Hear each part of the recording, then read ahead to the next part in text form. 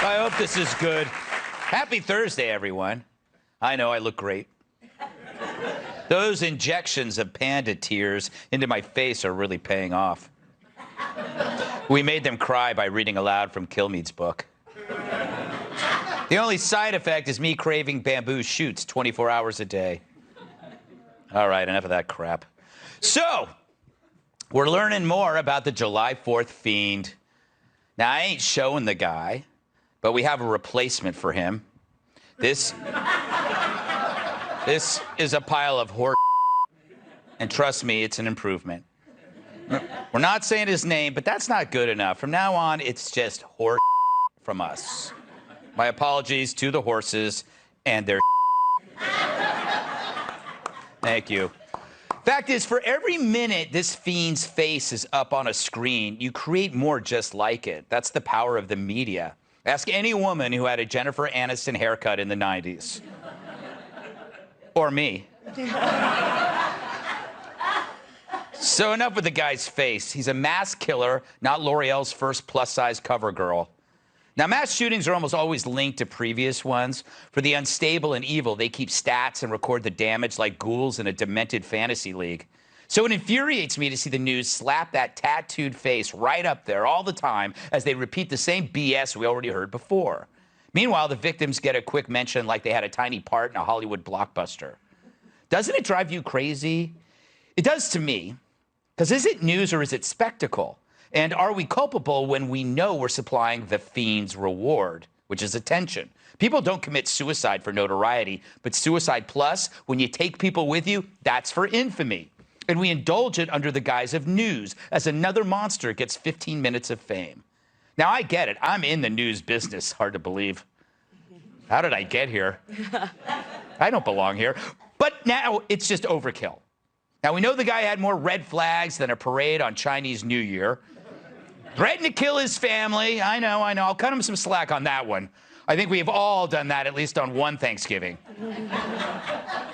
He threatened to kill himself. He posted stuff about mass shootings like it was excerpts from an upcoming book. He painted a mural about killing. He brought up mass shooting the night before. This guy tipped his hand more times than me at happy hour with a bottle of Tito's. And did I even mention the face tats? Now, that doesn't mean you're a psycho killer, but I wouldn't ask him to babysit. And yet he got guns and he took innocent lives. So if you can't prevent that guy with all those signs, then what can you do? Makes no sense. Well, you ever notice how certain people only intervene in stuff when the risk is low, but when there comes a time when someone really has to speak up, they don't? You know, we used to hear neighbors say, he was so quiet, the last guy you'd suspect. But now they say, oh, yeah, we all knew that guy was a psycho. Oh, well, back to watching TikTok videos. It's like if courage was coffee, we've replaced it with instant Folgers crystals. It's the virtual version based on virtue signaling and virtually useless in the real world. Don't you dare dead name a trans celebrity. That'll get you an instant ban. But racist murder fantasies from the Waukesha killer or video rants from New York subway attacker, Zuckerberg and company look the other way. You know, we condemn people for opinions, but obvious threats slide on by because we aren't supposed to say anything. That's because deliberate antisocial behavior is now just another lifestyle choice. And to call it out, well, that makes you antisocial. So now we sit back and we watch, or we just film it. Take a look at this scene in downtown NYC. 3 women destroy a restaurant, all because they were charged extra for sauce. I haven't seen that violent a reaction since Brian Stelter was shorted a McNugget in his Happy Meal. But you can look at those bystanders, many of them so-called men cheering it on, while the workers cowered in the back. You know, I'd ask them to man up, but that would be asking for toxic masculinity or misgendering. That's the kind of argument intellectuals want to have, while a street loony bashes your head against the sidewalk. So you got to ask yourself, why would anyone open a business to see it smashed by a bunch of laughing jerks? Why would any employee risk their life for this? But we're now a nation of spectators, so quick to condemn pointless stuff, but shy away from the severely wrong. There used to be a name to describe people who saw the risk of stepping in, but went ahead anyway. They were called brave or crazy. This place used to be the home of the brave, but it's turning into a hen house, home of the chicken. We need help from each other.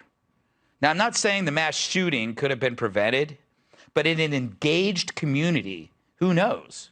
Now, there's no law against minding your own business. In fact, most of us like it that way. I don't need my neighbors calling the cops on me every time they see me doing Tai Chi on my balcony wearing nothing but cat's old hair extensions. But this isn't about laws. It's about community, and we have lost community.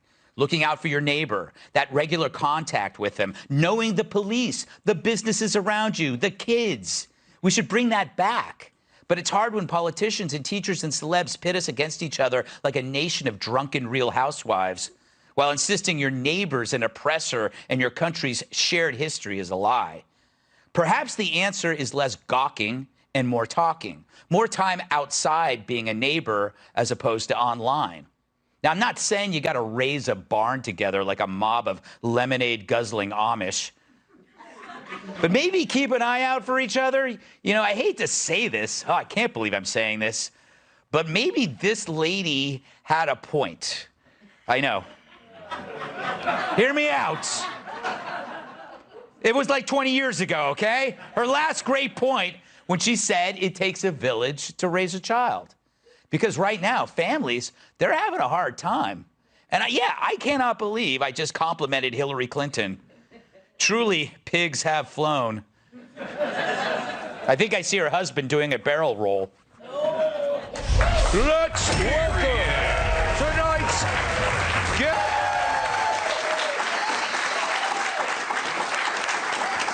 Buck, how you doing there? Good, sir. Thank you for having me back. My pleasure. It wasn't my choice, but okay. I'll take it. I'll take it. You know, I did a monologue kind of on this topic, but I don't have any solutions. Is there anything in there that sounds like one other than just getting to know the people around you or something? I don't know. Well, you know, I see the restaurant trashing situation, and there are so many of these incidents now that are going viral where people just seem to completely lose their minds about something. A lot of it was on the airplanes, for example, right, over masks.